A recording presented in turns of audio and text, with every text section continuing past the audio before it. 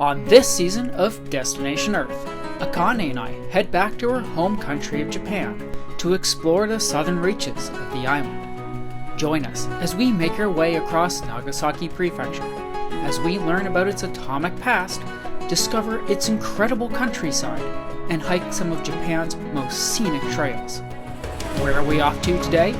Let's find out. Alright, I'm excited. We're about to begin our journey at Saikai National Park, and we're doing so by starting here in Sasebo. And as you can tell, we're on a boat once again.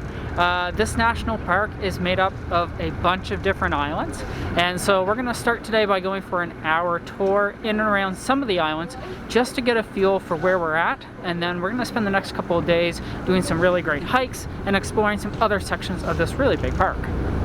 We love boats.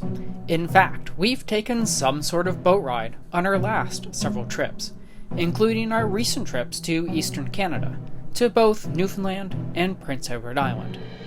Unlike those ones, however, this was much more of a sightseeing cruise, rather than a ferry to get to an island. I was excited to see this part of Nagasaki Prefecture. Just before arriving in Sasebo, Akane and I spent the first 4 days of our trip to southern Japan in Nagasaki City. Here we learned about the unimaginable past of having a nuclear bomb dropped right in the city. Saikai National Park caught my attention. I found it curious how it could extend over such a large section of the prefecture and encompass so many islands. Me, being from Nova Scotia, Canada, I love being close to the water, as Nova Scotia itself is almost an island. We hopped on board the Pearl Queen, a lovely masted ship, and our chariot for the next hour. Now you may notice, we did indeed have our winter jackets on. We toured this area in November, so despite being in the southern parts of the island, the winter weather was still felt from time to time, especially when you get onto the water. So depending on where you are along the route in between all these places, it can get super windy. So you can see, now granted it is the middle to end of November right now, but we do have a heavier coat on, and I'm glad we did, because that wind really picks up in certain spots as it's doing right now. Saikai National Park consists of 400 different islands. With this in mind, we couldn't think of a better way to become more familiar with the area than seeing it by the boat. This cloudy day kept people away and awarded us the chance to have the whole upper deck almost to ourselves. Those who wished to view the scenery from a slightly warmer location could have sat inside and enjoyed the views from the seating deck below, with ample windows to gaze from. Wind or no wind, we had some awesome views. As you pass the islands, information about the area is given over the loudspeakers, making your time on the boat about learning and not just about the views. At one time, this area was strictly used by the military, and photography was not allowed. And even visiting the region was under tight control. Thankfully, by 1955, things had shifted, and the Japanese government turned this area into the 18th National Park in Japan. I'm glad we had the chance to visit here and share our time through our photos and videos. As you can see, the area is truly stunning. As we went, we dipped and dodged small pockets of islands on either side of the ship. I'm no boat captain, but I'm sure the rougher waters and the strong winds made this already challenging route that much harder.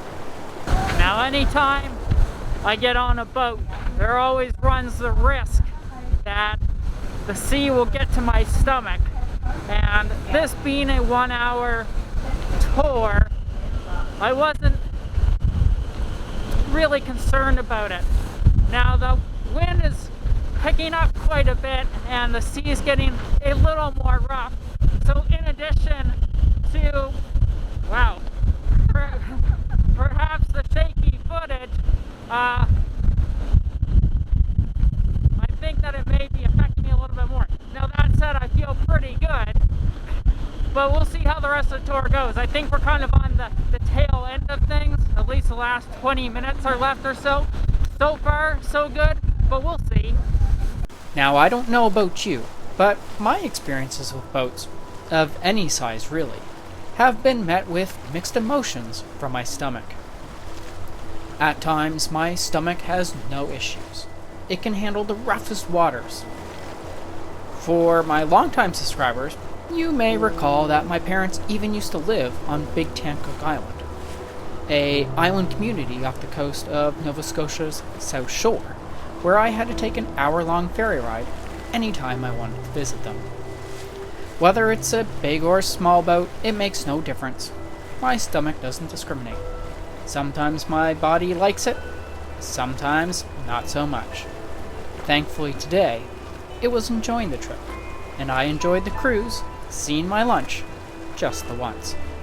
So we're just pulling into port now, and let me tell you, that was worth every penny. So it was about 1,500 yen a person, and for what you got, you had a fantastic time. I would recommend starting here to anybody that would come to the area. It was that good. But there's lots to see. We're just starting the adventure in Saikai National Park, and we hope to see you all in the next one. Our time exploring the area by boat really made a great start to this trip.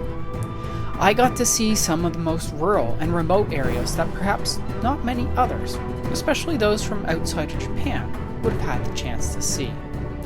Now you have to remember, at the time of filming, COVID restrictions were still very much in place.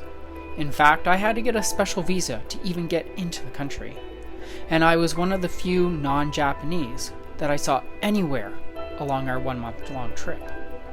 With that said, I love being able to explore this place without the crowds.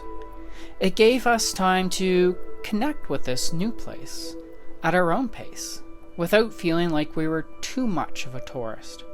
It was perfect and the most amazing way to start our time in Saikai National Park.